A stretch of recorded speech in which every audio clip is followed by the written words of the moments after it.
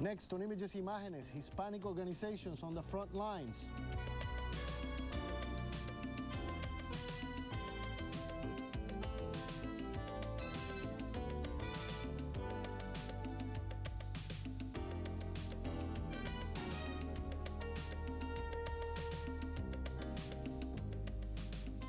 Saludos, welcome to Imágenes. I'm Miguel Perez. They are the #1 source of information and assistance on jobs, educational programs, housing, and many other community services for the Hispanic population. But in an age of cutbacks and downsizing, how will the leadership of our community-based organizations deal with the issue of their own survival? To discuss that problem on today's program, we have 4 executive directors of some of our leading community organizations: Angelo Gonzalez of La Casa de Don Pedro, Daniel Santo Pietro of the Morris County Hispanic Affairs, Francis Blanco of the Mercer County Hispanic Association, and Guillermo Biri Maldonado of the Puerto Rican Action Board. Welcome all to the program. Thank you. It's a pleasure having you here. It's an important issue that we're going to discuss today. And I'd like, before we begin, to have each one of you describe what it is that your organization does and what kind of services it provides for the Hispanic community. And we're going to start with Francis, because ladies always go first. Oh, thank you, thank you. MECH, as we are more commonly known, has been around since 1985, and basically we're incorporated to either provide or facilitate access to social services for Latinos in the Mercer County area. In a nutshell, we have 4 major sources of programs. One is job placement, search, and we do the whole gamut, everything from basic skills training, technical assistance, and providing for gainful employment, to the follow-up interview. We do a lot of the pre-screening, working with major employers around the area. Okay. We also have what we call a housing resource center. And again, here is the whole gamut of basics, everything from an apartment locator service to providing transitional housing subsidies for security deposits, rental, utilities, okay? And we do a lot of home ownership training to include landlord-tenant mediation rights, and just a lot of, your roles and responsibilities and your rights in this country. We have a small but very intense substance abuse prevention and education after-school program for children of inner city from ages 6 to 12 years old.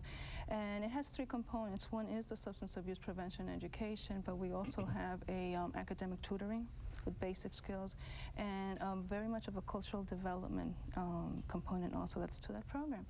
And then overall, what we have is multi-services, and there we get to do a little bit of everything from, advocating on behalf of the client at the SSI office to providing translations, a lot of basic immigration. We don't have lawyers on staff, but a lot of the processing of the paperwork and applications and everything else. And I think in a nutshell. Are there fees for any of these services, all of these services? Only for there's only, in relationship with the after-school program, there's a very minimal transportation fee for the children that we do have to provide transportation for, because we pick them up at the schools, and then at 6 o'clock in the afternoon we take them back home. Everything else is free? Everything else is free. Angelo? Well, very similar to Francis's program, La Casa was established in 1972 in response to community grassroots leadership concerned about not having access to resources in the Newark area, specifically daycare services and after-school programs and programs for juveniles. And La Casa basically took or actually created programs, went to various funding sources, and was able to establish these programs that were critically needed in our community. Over the past 25 years, La Casa has grown from just a daycare facility to include what we call a spectrum or a continuum of various programs, beginning with daycare, involving, certainly with kids from 2.5 to 5 years of age. We've included over the years a number of programs, after-school programs, as Francis addresses. That's a key area for us. We also have an employment training program. We do affordable housing. That's a very major program for us. We are building family homes in the Newark area for low and moderate income families. We do very similar programs, as Francis alluded to, with teaching people how to become home buyers and taking them through that process. La Casa also has a women's resource center, providing a number of services to women who are coming back into the workforce, who've been out of it for a number of years, raising families. We have Most recently, La Casa added a telecommunications learning center to its sources of or resources to the community, and that was as a result of the need for us to begin to address the whole new technologies and ways in which grassroots Latino community can benefit from those technologies, not only operationally in our agencies, but local community people, leaders, businesses can advance their efforts by getting on the internet, learning how to use computers to enhance their businesses, and kids in our computer learning center to be able to know what it takes and what the skills are that are going to be necessary to be proficient in computer knowledge, computer skills, and to get them ready, because that's the wave of the future. Lastly, we just recently signed an agreement with Essex County to provide what we call a community mentoring program for juveniles who are coming out of the youth house, to be able to provide an alternative for them as they're coming out of the youth house in an effort to make sure that we don't get them back in there, that we address their critical issues and their needs and wrap our, if you will, arms around them and work closely with them. We're celebrating our 25th now in 1977. We're pretty happy. 97. 1997, forgive me, thank you. And it's been a very exciting, but as we'll talk about later, troubling times as well. Daniel, tell me about Boris County. Well, I think we are also very similar to the two agencies you heard about, except for perhaps that we're dealing with a very rapidly growing population in the suburbs, which provides us with some additional challenges, perhaps. I think the area of ESL, English as a second language, aimed at helping people to get jobs as a result is very important. We were also providing transportation, the kind of link with social services that the others have talked about. I think one of the areas that we've become particularly involved in the last few years is we've had a small health clinic that we essentially provide opportunities for people that don't have health insurance, which is a major problem in our community. That people can come and at least consult with the doctor, and this is supported by our local hospital, Northwest Covenant Healthcare Systems, which allows us to link people into healthcare. And then we did get a grant about a year ago from the Robert Wood Johnson Foundation to do health promotion and education, and that's been very exciting in the sense of the idea is to train community promoters, people that can go into the community, inform people what they can do to keep to assume responsibility for their own health, but also how to access health services. This is a major issue for us, I think, in the future and now.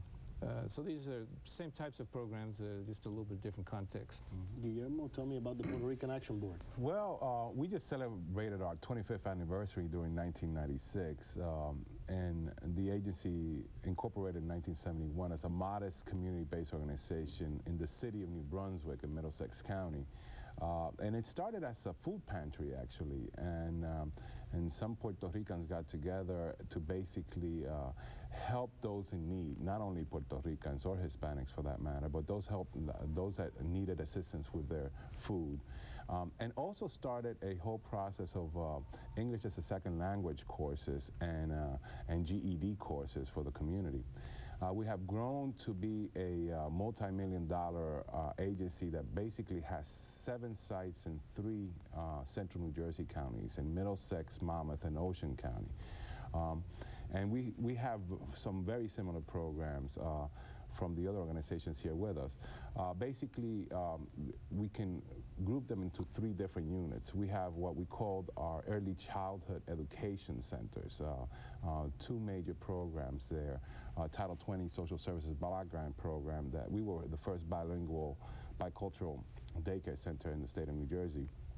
And also a Good Starts program for preschool, which really is a holistic approach to preschool services to ensure the success of children in the public education system.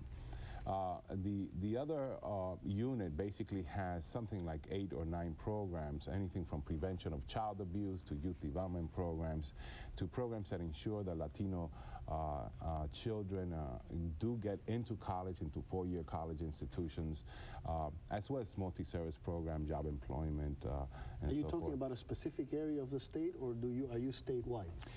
No, basically we're based in central New Jersey. We have been expanding lately, and we have just opened up some offices a couple years ago in Ocean County, and we're serving the community of Lakewood all the way down to Long Beach Island, actually, which there's a lot of needs there.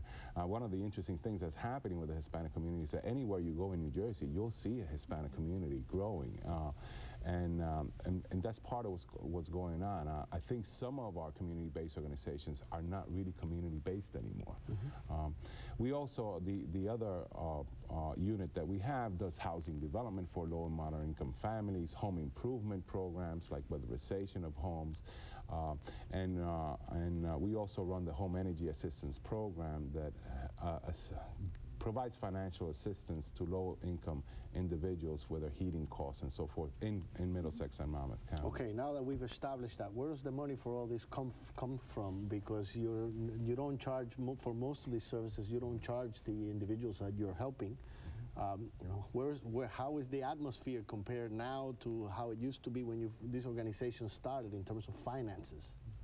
Well, La Casa is probably 85% of La Casa's overall operating budget is public grants.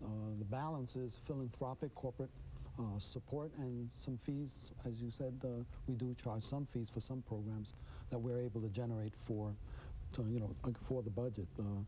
The whole area of fundraising and access to resources, particularly grants, has changed dramatically since in my opinion, over the years, and it's getting very difficult and challenging, to say the least, particularly when, as you're seeing in the private sector, people are re-engineering, downsizing. Well, it's happening to us on the community side as well.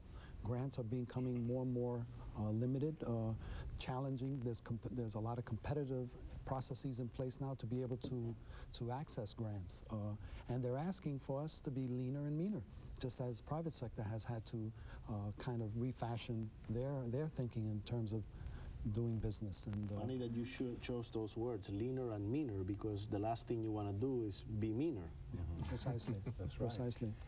Especially when you realize, once again, the growth of the Hispanic community, and especially in the state of New Jersey, and the growth of a Hispanic community that has less means and have higher needs in their social and their economic, their educational needs. Starting point is not the same. It's not the same starting point. I think most of our funding is federal funding.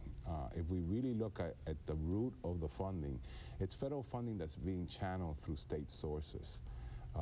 But in this age of cutbacks, as I said in the introduction, are you feeling the heat? We're feeling the heat. I mean, I know one of the things is that we've had to move more of our focus into creating financial independence, what you may call it, and how do you come up with creative ways of producing revenue and still maintain the focus and the mission that you were set up to do. I know what we do is we have one major fundraiser a year, but six months of my time goes solely to that, and that makes up for about a good 20% of my overall operating budget, which is what allows me to subsidize all those programs that, because of leaner and meaner cutbacks, I've been forced to just to maintain them, forget about expanding. Daniel? And I think that's extremely important in terms of when people think of shrinking government, which we're all talking about nowadays, the impact that has on the community level. That in fact the government can't withdraw from a lot of these areas without impacting on community organizations like ourselves and in general. So I think we have to be very, very creative at this point, perhaps even more entrepreneurial, but we also have to keep advocating with government and keep the pressure on that we simply cannot withdraw from some of these areas and expect things to just go on as they were. Can you actually set up private enterprises? I understand that Congreso Boricua, for example, is considering right now a food distribution business to support itself and to support its programs. They're doing it already? Yes, we have discussed, especially in the home improvement area, which many of our organizations are involved with, we have discussed for-profit ventures, and you can actually create a for-profit spin-off out of a nonprofit organization. In fact, then there's various ways of doing it. You don't Legally, as a nonprofit, you can do this. You can do this. You can have it within the nonprofit, or you can actually create a legal separate entity. In fact, I believe La Casa has one of those. Affordable housing program does exactly what you were just suggesting. So how do you make money with this program? What we do is we build housing and we secure the developer fee for building those houses. At the end of all of the costs, and those houses are costs associated with building those homes, there we build in fees to make sure that La Casa is reimbursed for all of its time and energy and effort in order to put forth those homes and to find the families. And they call them, obviously they call it, it's in the construction business, what they do is they call it a developer fee. And that's what we generate, as Francis mentioned, that helps our operating budget. Yeah. By the way, nobody pockets the profit. You reinvest it in the agency for either subsidizing the programs or developing new programs that you might want to develop. I think another key area for us is to realize that that we're needed in many ways. There's so many changes going on at this point. In the healthcare area, for instance, where we've been involved with, the changes are just enormous in the way people are trying to meet their needs in this area. It's an area where I would hope we have been getting a lot of support locally, but where we're going to be able to generate even more support in the future, whether it's through the HMOs that need to do outreach, whether it's through the hospitals that need to work with the people that we're trying to assist and do it in the most efficient, low-cost way, because in essence, that's how everybody benefits. When we're involved, the cost goes down enormously, and that's the reality of that's our biggest advantage. But I think it is important that government is going to still have to be a major supporter of efforts like ours. So what you're all saying here is that the nature of your business is changing dramatically. It is. I would have to add, we all are members of a Hispanic Directors Association, and part of that, the mission is for us to be able to collectively bring our resources and strategize around how we can help our own respective agencies grow and share ideas. And share through sharing ideas and access to resources and information. And I think that's what's going to help us get through some of these difficult times. I think in addition to that, I don't think we, as Daniel said, we cannot take the pressure or the heat off of government. We've got to keep the heat on them, the pressure on them. What we're doing in Newark, I'm looking at all my programs that are funded, and where I see shortfalls and where I see that our agency is subsidizing those programs, we're having to make some hard decisions whether we continue those programs.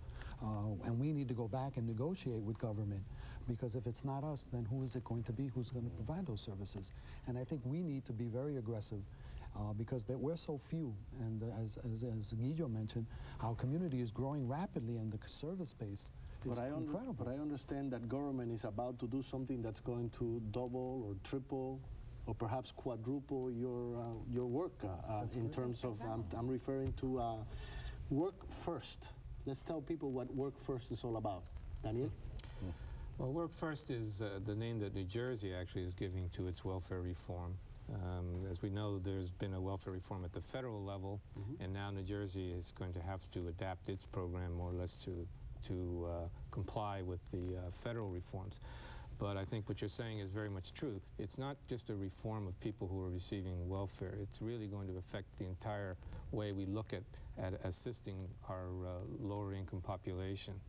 And that's what really concerns us, is that it has implications that go much beyond just a few thousand people that are receiving public benefits. But if less people are receiving public benefit, aren't they going to come running to your organizations? And we're already feeling it. They're already knocking on our doors. Yeah, sure. Well, the difficulty with the welfare reform in an immediate sense is that a lot of the impact is falling disproportionately on the Latino community, particularly with the basically removing the safety net from immigrants. And that, for us, is President Clinton is saying that he wants to fix that. Now we want to see if he can do it. But in essence, if we continue in the direction we're going, immigrants are simply not going to have SSI, we're talking about legal immigrants now. Legal immigrants, which means really a dramatic change in the way we've well, dealt with the our association that you all belong to recently prepared a report. It's called Work First, an Examination by Latino Community-Based Organizations. Tell me what this report contains. What are the issues that it deals with, and what are the solutions that it proposes? Well, I think that first, and I'm going to take this part, we realize that there is a need for welfare reform. And that there's a lot of aspects of Work First New Jersey that we agree with. I think that their emphasis on employability is very important. I mean, I don't think any particular individual likes to be on welfare. And the fact that they're looking at to see how we can employ individuals is very important. The whole issue of ensuring that there is health care during this whole process is also something that we're very positive about. But we do have some concerns regarding how Workforce has been put together. I think we've made some impact, though, in terms of presenting our concerns and having some changes made in terms of how the reform itself is going to be put together. But maybe you want to discuss some of those things. What are some of the issues that you deal with in this report? Well, I think we identified the five key issues that have to be dealt with if welfare reform is going to be successful. The first is job development. It's quite clear the emphasis is on people going to work. That's fine, but let's face it, if the jobs aren't there, and particularly if meaningful jobs aren't there, then what are we talking about? And this is what I'm afraid that the political rhetoric has gone way beyond the reality, particularly in a state like New Jersey. Secondly, the area of daycare, for instance. Daycare is a major concern. The governor said in her announcement of Work First that we have to double the number of daycare slots because of the fact we want to put everyone to work. This not only affects people on welfare, but even the working poor population who need that daycare to keep their jobs going. And there's been a lot of discussion that the working poor will lose slots. They will. The subsidized slots that exist right now for childcare, because they're going to be needed for the welfare population. And even jobs. And then increases the welfare population because then this working poor now has to go on welfare. Right. And the working poor has to compete with people that are coming out of the welfare system that are subsidized in a certain extent. So we have to be very careful as we try to produce these kinds of reforms that we don't produce new victims in a sense. But then I think there's also affordable housing, which we've mentioned. Affordable housing, the studies we've done, people are paying 40 to 50% of their income for housing in an area like Morris County. I'm sure it's similar in other parts of the state. Well, how can someone get ahead if they have to invest half of what they earn just to put a roof over their heads? The other part is the transportation piece. You know, people need to get to and from work, and we don't always have access. And in our community, we need to work on how we can realistically frame a strategy that will allow for people to go to work without having to create, very difficult situations for them. We need to work out a realistic approach to getting people to and from work, and I think that's key. And I think overall, some of the points that were raised, we were able to successfully present them to the governor's office, and in response to our concern, they appeared, at least, correct me if my perception was off, they agreed that there were some key areas, and they acknowledged some of the areas, the child care, particularly the immigration issues and transportation. However, I think they're still not in touch with our reality. I think they're policymakers for the most part. They're not people for the most part who have been in our communities, who have been able to walk through the community and understand what we're facing here, and the anxiety that this whole workforce is creating amongst the community. And the coordination that's going to be needed by all state departments to make this work. This is not a Department of Human Services issue. This is a Department of Transportation problem. This is a Department of Health problem. This is a Department of Community Affairs problem. And although there is some coordination, in reality, when you look at what's being implemented, and we work with all these departments, they don't talk to each other.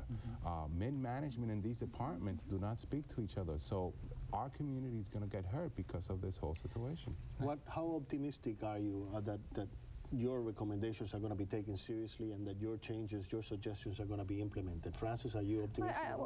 I am, in the sense that we took a very thorough approach. We analyzed ourselves and everything else, and we're very serious about this, and we're not about to let it die. Okay, so we're going to keep on pounding at doors until they open, until they listen to us, so one way or the other, the way we see it. you know, our voice will be heard, because we do feel that we have a lot to contribute. As Angela and everybody else here has said, we're the ones who are doing it day to day. We know the reality You're of, on the front lines. you know, of implementing all this. Why not listen to us? We're not saying ours is the only way, but it needs to be heard.